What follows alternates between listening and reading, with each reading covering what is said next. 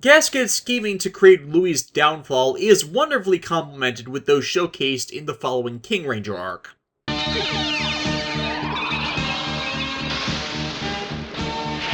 No, not that one. No, Zeo's King Ranger arc starts with Gasket kidnapping Tommy, the rest panicking and attempting to find him, with Gasket in turn deploying troops to thwart them, by the minions focusing on solely the scanner they're using over fighting the group. And thus, he can then send a different robot against them freely, by proxy of genre-savvy self-awareness from Bulk and Skull. Knowing us, something would happen to this piece of junk beyond our control, and we would get busted for it. I love this show so damn much. Cruel Chrome serves the same role as Bara Hunter, using Knockout Gauss to try and capture the other Rangers in wholly original footage. But with Alpha creating a counteracting agent, they take him out, with them left wondering where Tommy has been taken. I am interfaced! Wait, how did Tommy end up morphed? What is this? Wow, Tommy must have been having a lot of deja vu moments during Dino Thunder. Huh? Finally cut that hair, huh, Tommy? White Ranger. Yeah, Tommy ends up brainwashed by Gasket to turn him against the team, though wisely does not just sick him on his friends where they could easily just talk him down, but sets him up on his own throne in Gladiatorial Arena where Gasket can simply reinforce Tommy's suggestible state by whispering sweet nothings into his ear. And then they kiss. All while Gasket infuses Tommy's Zeo powers into Altor, which makes sense since Bara King was an O-Ranger impersonator, and the Rangers are led into the trapped arena by a holographic lure, which on top of them also manages to capture Bulk and Skull, leading to their subplot of the episode being a team-up with the alien Tritor. You boys want to argue with each other, or do you want to find a way out of here? Koichi Sakamoto, what are you doing here? Well, he plots to escape with the help of Bulk and Skull. Jason has his ass handed to him in the arena by Tommy, with Rita and Zed watching the broadcast. But in their relation to see their enemies finally being beaten, they realize they're not the ones achieving this victory. You fool! We'll have nothing! After all those years of work, we'll still be stuck on this route while those machines take over our planet! In truth, as was often mocked about the Old Guard in this season, while they've tried to subvert the Machine Empire and retake the conquest of Earth, they've done nothing but cower from both sides. They've achieved nothing by hiding and biding their time, so it's time they got their groove back. And thus, in some respect, the enemy of their enemy is their friend. We have to... this hurts. Yes. We have to help the Power Rangers! And thus, it is now a three-pronged effort to thwart Gasket's scheme, with Rita and Zed opening the gateway to the arena, thus allowing the rest of the team to back up Jason and talk Tommy down by appealing to his suppressed memories through powering down, and Tritor leading Bulk and Skull through the facility to destroy its power system. That was, in turn, suppressing the Rangers' powers after they demorph, so thus saves them from an otherwise grim fate. It really shows the strength of Gasket as an antagonistic force that the heroes, the old villains, and the neutral comic relief all had to come together to achieve this victory with their own contributions. And hey, Bulk and Skull's battle alongside Tritor is also really well done in showcasing their growth in another way, of how they can now stand up against the foot soldiers and take them on when they can't flee as they always have, and possess no other choice but to fight. And now we're legends on the planet of Horath. This is the last episode with David Yost on set, by the way. He'd walk off the series for reasons I'll explain in a bit if you don't already know, but I gotta say, they did a horrible job of covering that up in the interim. As what they do would allude to him doing other work off-screen and explicitly call out his absence for people to wonder where he, the actor, went, when all you needed to do was not address the problem until you had something ready to put the question to rest, since no one pays any other lip service to his absence, meaning all the scenes that do it are nothing but time-wasting nonsense. Hell, this happened a bit in Where in the World is Zeo Ranger 5, the presumption for this likely being the episodes were shot out of order, which sometimes happens when shooting a TV show. Hell, I've had to do that sometimes for my videos, and you would never be able to tell otherwise. Still, there's good follow-up to this arc and a brief mystery of time, where the after effects of Tommy's brainwashing lead him to reliving the same day over and over again.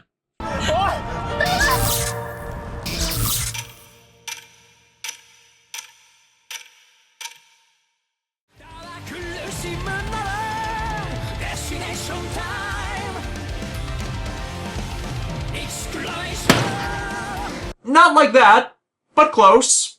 No, it's more of the general Groundhog time loop set up by Gasket in order to deploy an invasion force down to Earth, with none of the Rangers intended to be aware of it until they were already conquered. But Tommy's deja vu allows him to eventually be fully aware of what's going on. It ends up being an excellent execution of the concept. The only critiques I have of it is, 1, when they repeat prior scenes, they are shot in the same manner as previous ones, to the point you could almost mistake them for being alternate takes, so the repetitions end up feeling tiresome and dull instead of enticing the curiosity of the audience with what's happening. 2, the team continues their streak of being exceedingly genre-blind to common science fiction fantasy trope scenarios they find themselves in, when other teams of both Power Rangers and Sentai catch on far quicker to such going down, and thus the episode earlier on becomes about finding the way out of the solution instead of just hitting the same note again and again. And of course, 3. They've encountered time manipulation or travel at least 4 times before this, so it's odd they don't see any immediate connection to potentially repeating the same day and the actions of the villains. I need more time. Why, so you can be king of Groundhog Day? Eventually the team finds the orb causing the time loop and smash it, breaking them free and dealing with the monster of the week while Jason takes on Gasket alone. A mystery to me has the group participate in Betrayal at the House on the Hill, Power Rangers Edition, with everybody up in themed costumes and tasked to solve a whodunit mystery.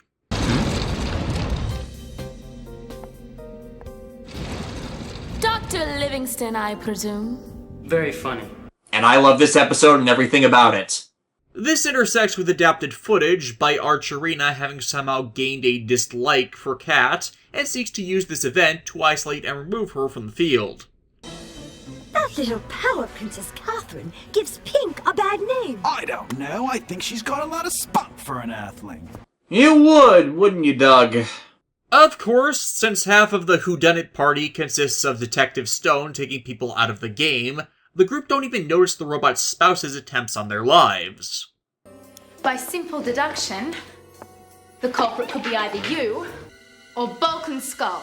Us? What about you? Don't be ridiculous. The Super Sleuth's never the culprit in a mystery.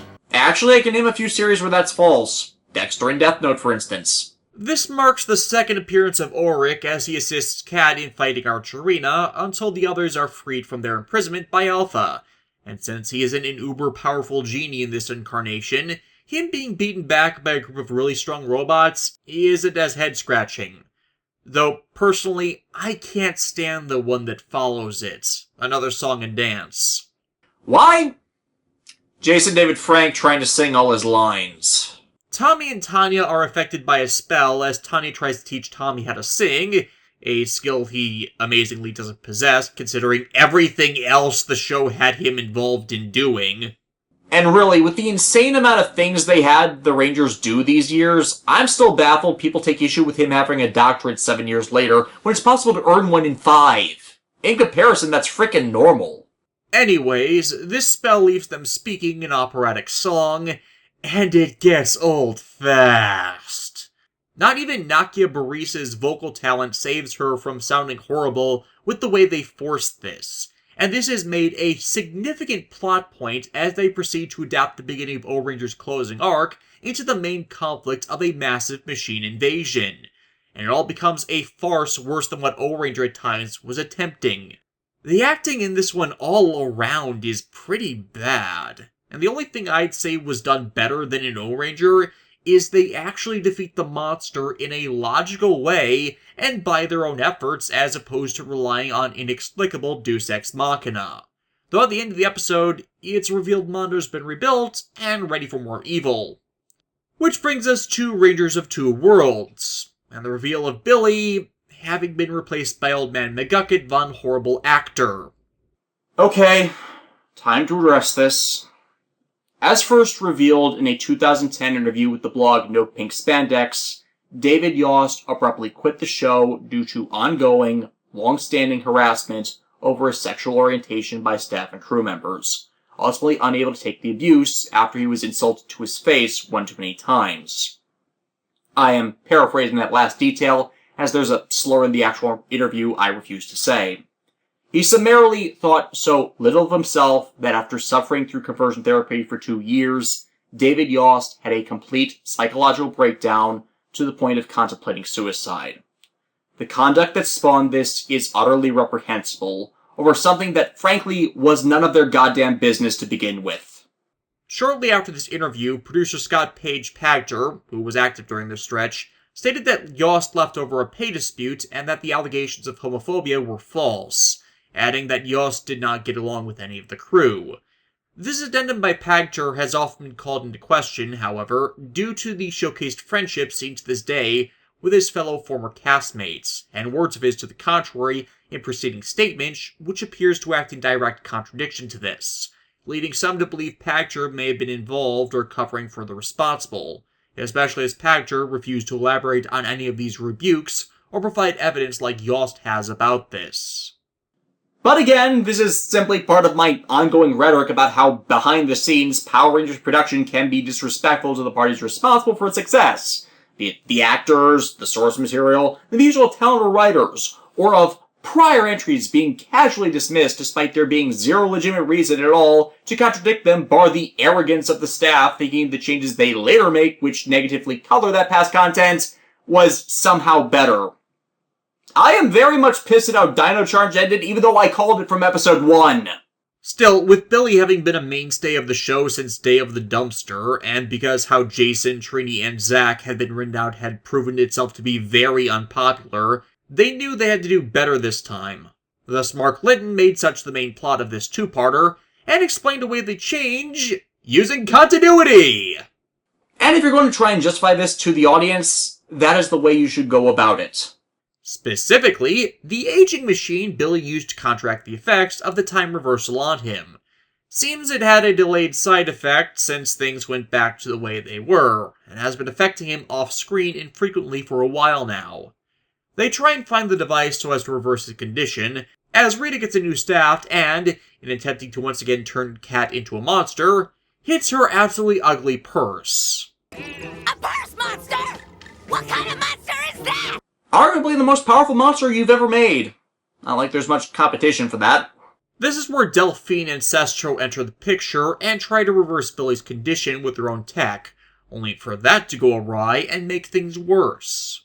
The group is distracted by both the purse monster and Mondo's return with the cog changer, with the urgency to help Billy explain the rapid and various assaults on the monsters to try and deal with this and get back to him, and thus only put him in jeopardy when he goes to repair the Zeo Megazord, when the cog changer assumed direct control over it.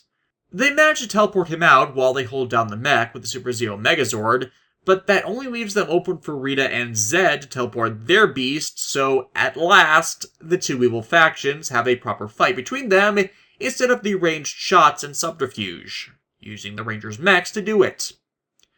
Auric makes his last appearance and instead of a stupid distraction, gets straight to the point of stopping the monsters in the mechs, only to similarly show him as useless. But we reach the moment where Billy's written out, with the Equations revealing they possess a Fountain of Youth equivalent, and try it on Billy. That seems to work, but requires more doses that sends him off to Aquitar, alongside a pretty equation that has never been mentioned before, but serves as the final shoehorned in love interest as the reason he chose to stay on Aquitar with her. Considering at least twice the excuse why he was absent was he went back to Aquitar, this actually kind of fits. With this two-part ending with two Ranger teams for the first time uniting to face the onslaughts of both evil factions' forces. As I said, something I like about Rangers of Two Worlds over Ore vs. Kakaranger is it involves the Alien Rangers more and brings at least representatives of them in far earlier as both the main and subplot's resolution. And hey, it explains why the Alien Rangers didn't call in their mechs, since they only had the Battleborgs and not the main mechs of Kakaranger to call upon. Though that's contrasted against the Aquishas themselves, Barcestro, being something of shallow characters since before this they had a total of 10 episodes with which to even make people care about them. And to be honest, we really didn't. I'm curious if this was at all rewritten to accommodate and more focus on Billy's exit than giving the two groups a full-on team-up, considering how much Aquitar played part in Zeo's lore for various things. The season begins to close with Hawaii Zeo.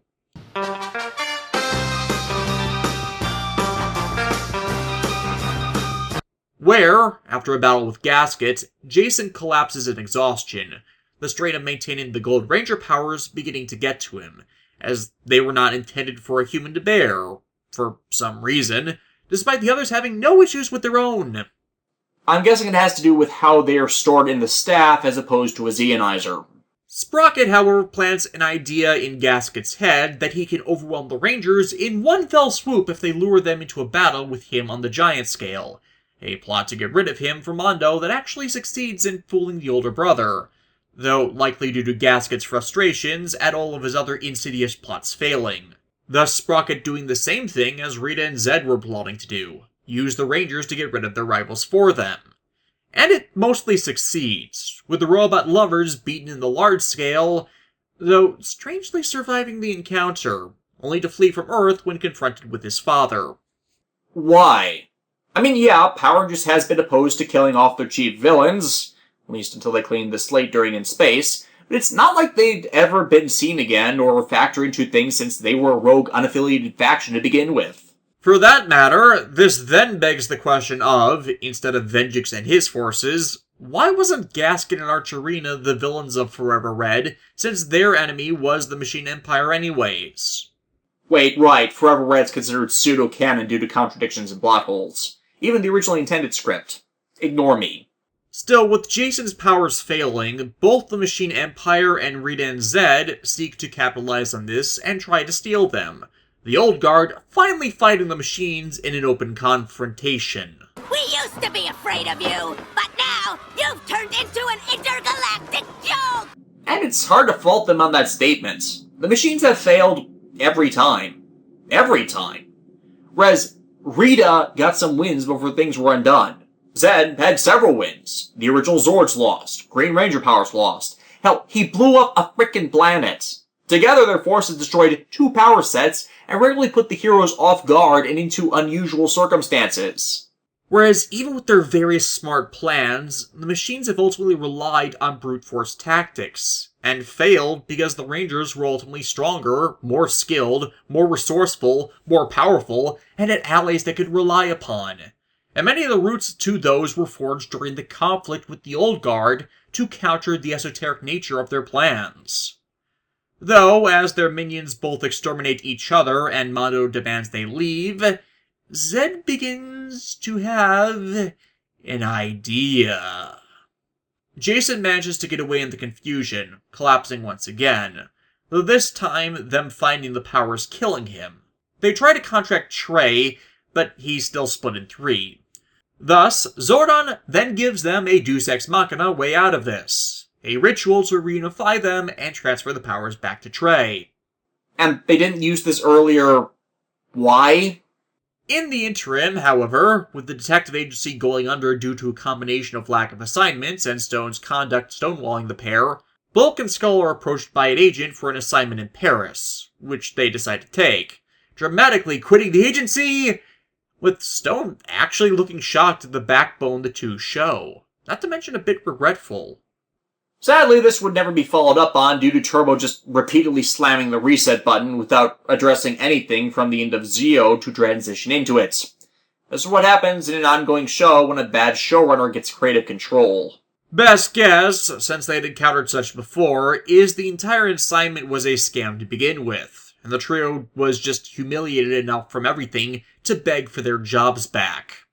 Still, despite the cogs attacking, the Rangers perform the ritual, reunifying the trays and saving Jason's life. But with this final failure, Mata decides enough is enough and comes to confront the Rangers on their own. Thus, with the fully recharged powers of the Zeo staff, they use the powers of the Zeo crystals to grow giant themselves, with Rita and Zed enjoying the festivities of their enemies killing each other. Until, finally, the power of tech-focused magic topples the machine tyrant a second time. Though this is where Zed's plan comes into action, fooling the leaders of the Machine Empire into accepting a gift. Get ready for a surprise!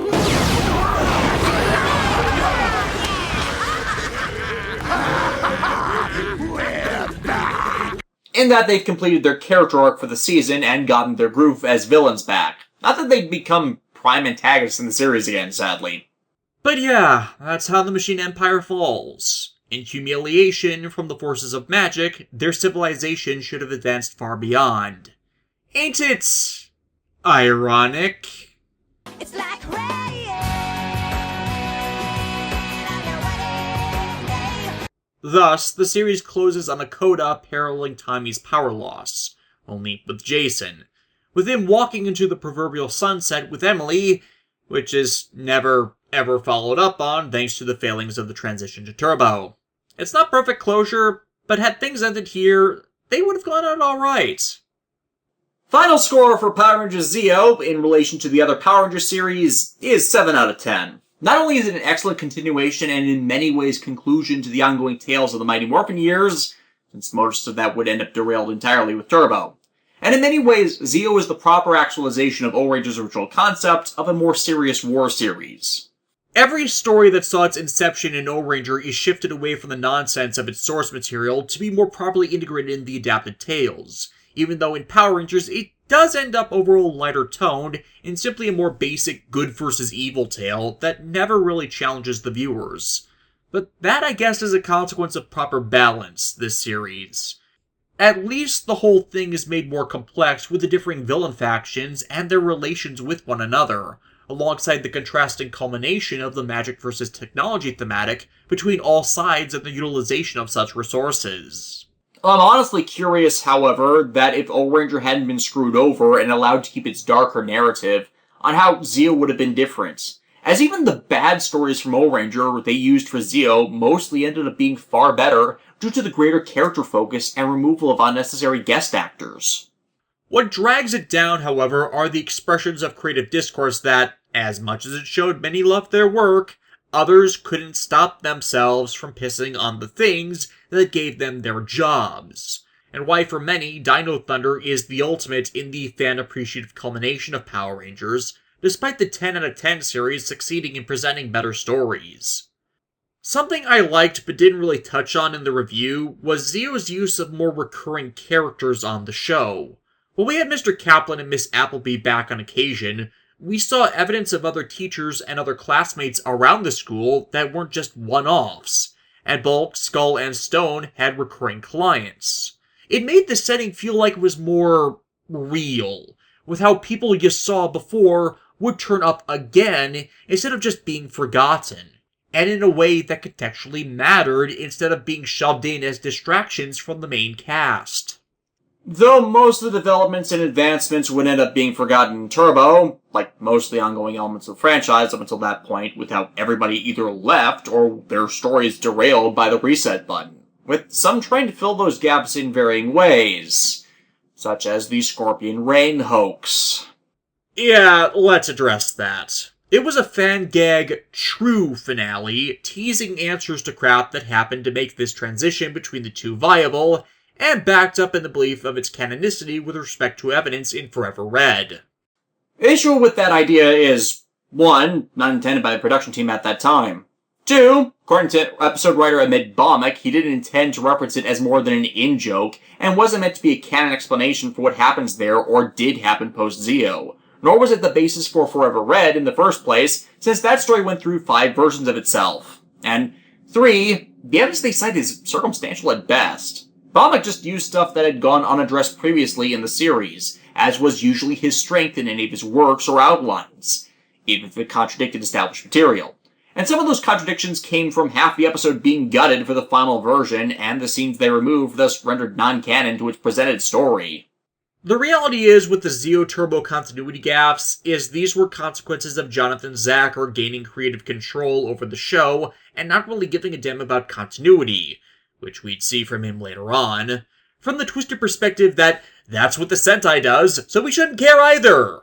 When in fact Sentai and Toei's other works do give a damn about continuity, bar the awful ones and awful writers that Toei ends up discrediting anyways, with the different entries just treated as standalone, but not separate in relation to the others, and the errors are just, well, errors. And most of these gaffes from Zeo to Turbo are just that, the people in charge not caring, and thus subverting attempts to seamlessly offer the transition. Though there's always one question that remains at its end, even with the Turbo transition, that needed to be asked. If the Zeo powers were so great, why switch from them to the Turbo powers? I'm of course asking this in-universe. Production-wise, it was to recycle Sentai footage. In show, however, it's likely that the Rangers' little growth spurt taxed the powers of the Zeo Crystal. While it's established to continually gain energy and grow more powerful, that doesn't say anything about the limits of its usefulness as a power source, or how well it maintains that power over extended use when use of it is calling upon and draining that power. Before that, the Zeo powers had only been used as body reinforcement or to power things that already existed outside of its energies. The Megazords and weapons, whose different configurations, could utilize that power differently. But turning the Rangers all into giant Megazord-level powered behemoths, well, it doesn't look like the spell Rita and Zed used to resurrect and supersize their monsters. It seemed more like they went giant from pure energy, which would be more taxing on a static or slowly charging to infinity power source. If that's true, then the Zeo powers could have ended up far weaker in the short term, necessitating a new power set in the interim while they recharged. This would also answer why in the Turbo movie Cat's Zeomorph could so easily be shorted out if the powers were at that time unstable, and why it would be years before the Zeo powers would be used again in Forever Red, why Tommy would forego the Zeo powers in Dino Thunder, and why Adam reverted back to the original Dino powers after they were in turn repaired. Best to leave them lie until a true emergency, so they could return to being their fullest. All of this is of course nothing but supposition on my part with nothing to really back it up, though it doesn't really contradict anything either. Regardless, since Megaforce completely fucked up utilization of any past power set, it's ridiculously unlikely that we'll ever see them again. Which is sad as, for the longest time as a kid, Zeo was one of my favorite seasons. No matter how much it stumbled on the way, it did its best to succeed with what it had and keep everyone and thing moving forward in the journeys of their lives. I love this season, and even 20 years on, it's still really good to come back to just for fun. The music is great, the action choreography sells every one of the fights, the characters were distinct and the situations they got into more grounded or reflected their characters, bar of course Tommy's whole stint at Native American heritage. It was all around a very successful show in both its story and just the fun of rewatching it casually. Which is pretty much why I took the excuse of Shout Factory releasing the O-Ranger set and seeking to correct the commonly spouted lie of O-Ranger almost canceling Sentai to talk about it, as in many respects this is the pinnacle of what Power Rangers production staff should be seeking to accomplish. You took a show screwed over in so many ways and managed to make it one of the best seasons of that era. And yet the last few years, with every adaptation, they've ultimately come out to be far worse than the series they were given. Why is that so hard to do now?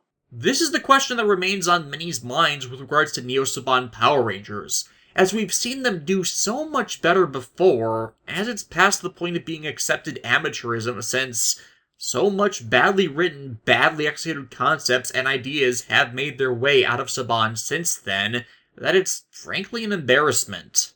And it's not just nostalgia talking when I say I'd like Power Rangers to be like this again, because I do believe it can reach this level of quality again if they just listen to the criticisms levied and try to do better. Maybe we'll see that next year, but for now I think I'll be taking a break from Sentai and Power Ranger reviews and getting to some things that I think I should have been addressing already.